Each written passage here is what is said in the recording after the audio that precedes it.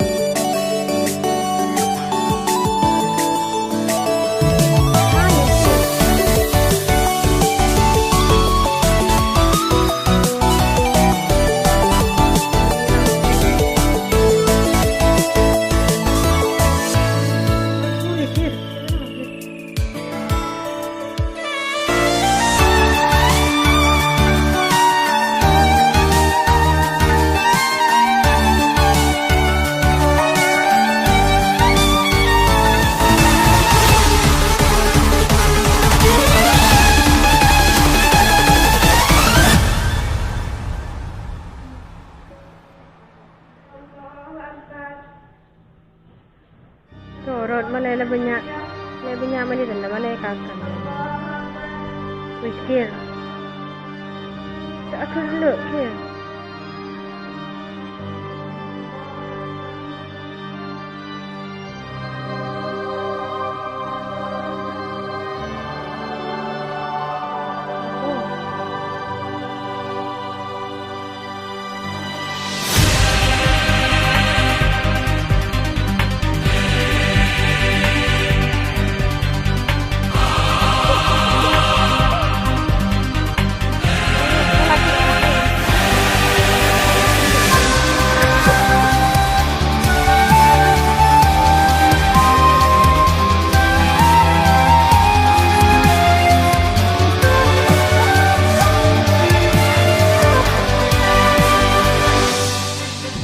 Betul lingkaran dulu.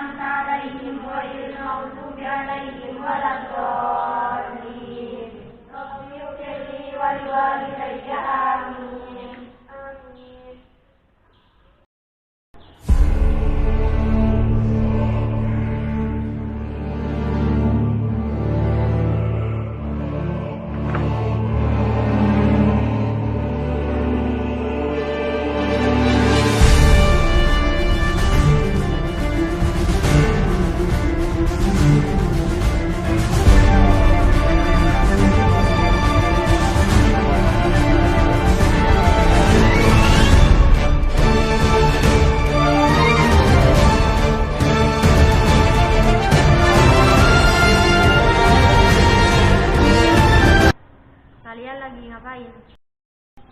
Kami di sini sedang melakukan ibadah. Ibadah apa? Ibadah qiyas. Mengapa kalian melakukan hasil teori kias? Memangnya kenapa kalau kami melakukan ibadah berdasarkan teori kias? Nah itu kan kaidah yang Anda sebutkan ternyata tidak ada dalam kitab-kitab para fuqaha terdahulu. Kaidah yang Anda sebutkan itu sepertinya buatan Al-Albani, ulama Wahabi yang tidak mengerti ilmu fikih dan berpenampilan seolah-olah ahli hadis. Kaidah yang Anda sebutkan jelas salah dan tidak benar. Kaidah yang Anda sebutkan termasuk dalam kitab apa dan apa dari kaidah yang Anda sebutkan tadi? Maaf, saya hanya dengar-dengar dari ustadz kami yang kalian sebut Wahabi. Jelas ada. Para sahabat dan pengikut mereka telah melakukan qiyas dalam ibadah. Sebagaimana dalam beberapa kasus berikut ini. Yang nomor 1, Khalifah Umar bin Al-Khattab radhiyallahu anhu menjadikan Zatu Irkin sebagai mikot bagi penduduk Irak ketika menunaikan ibadah haji melalui ijtihad atau qiyas dengan dianalogikan pada Kok bisa kaidah di atas tidak benar?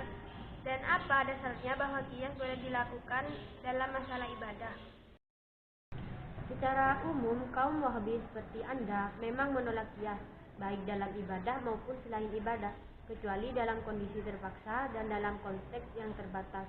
Karena itu, dalam penggunaan qiyas, kaum Wahabi sangat dekat dengan mazhab Zahiri.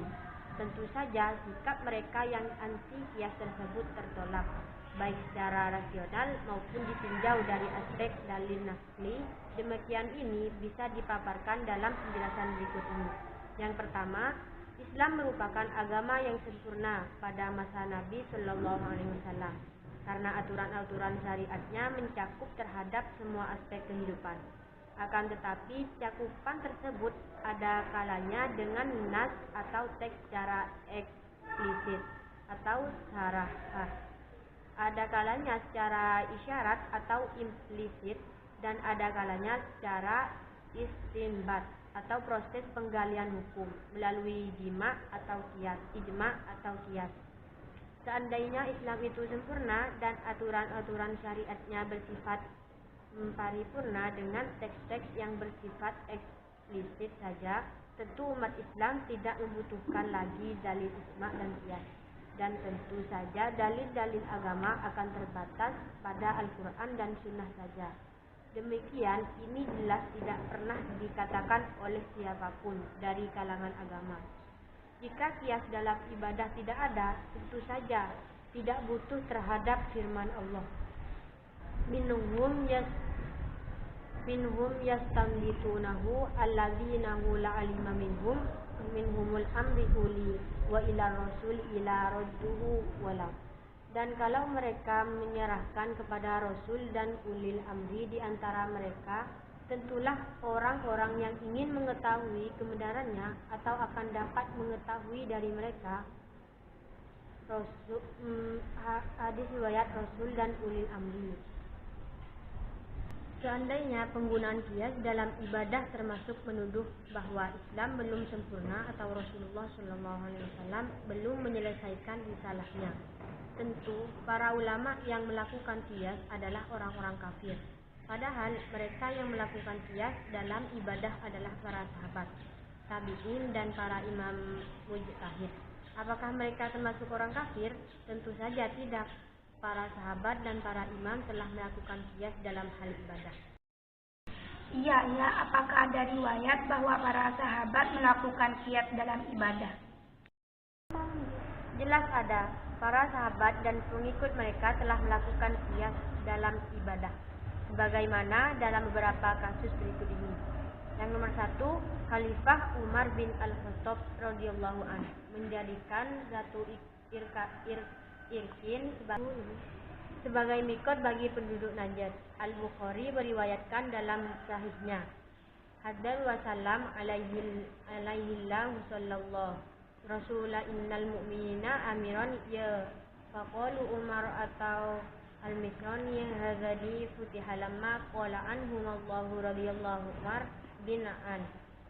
Ibnu Umar radhiyallahu an berkata, setelah dua kota Basra dan Kufah ditaklukkan, mereka mendatangi Khalifah Umar lalu berkata, "Wahai Amirul Mukminin, sesungguhnya Rasulullah Shallallahu Alaihi Wasallam menjadikan qar sebagai batas mikot bagi penduduk Najd, dan itu jauh dari jalan kami.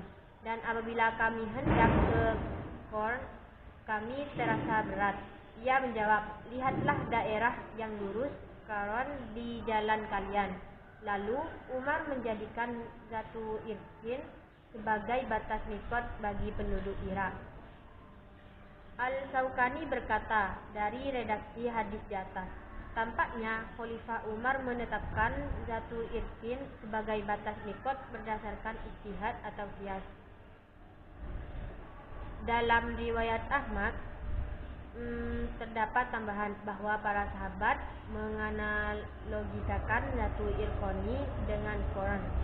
Yang nomor 2, para sahabat dipimpin Khalifah Umar radhiyallahu an menetapkan hukuman had bagi peminum homer dengan 80 cambukan, dengan dianalogikan pada hukuman kazaf atau menuduh berzina, dengan alasan bahwa peminum homer itu mabuk. Jika mabuk dia akan meracau, jika meracau akan membuat tuduhan dusta. Sedangkan hukuman had penuduh adalah 80 cambukan. Karena itu para sahabat mencambuk peminum homer dengan 80 cambukan.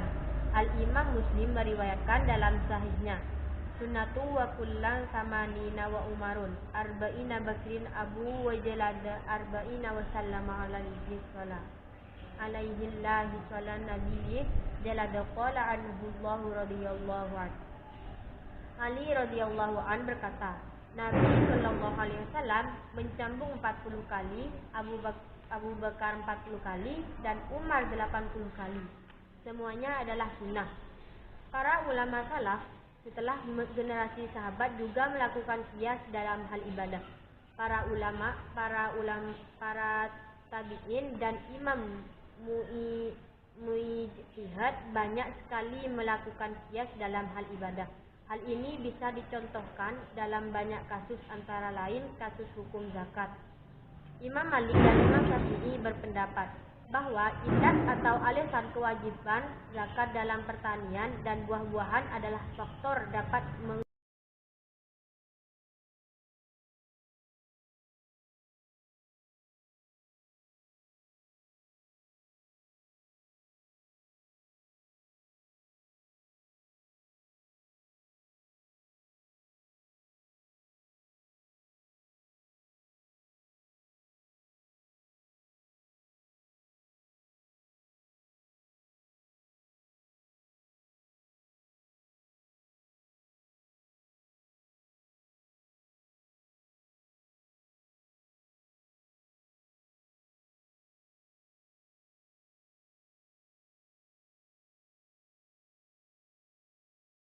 Oleh karena itu, setiap hasil pertanian atau buah-buahan yang dapat dikeringkan dan mampu bertahan wajib dizakati. Hal ini seperti gandum sul, beras, gandum duhun, kacang mati, buah curnin, biji rami, biji mentimun, kerai, biji lobak, sasame, badam, kenari, dan lain-lainnya. Sementara Imam Abu Hanifah berpendapat bahwa alasan atau ilat wajib zakat pada pertanian dan buah-buahan adalah dapat mendatangkan hasil dan dapat dikembangkan. Oleh karena itu, Abu Hanifah mewajibkan zakat pada setiap tumbuh-tumbuhan dan buah-buahan yang keluar dari bumi, yang bertujuan diambil hasilnya dan dikembangkan. Sehingga seandainya seseorang memiliki lahan ditanami bambu atau rumput, maka wajib dikeluarkan zakatnya. Terima kasih ilmunya, Kiai. Iya, sama-sama.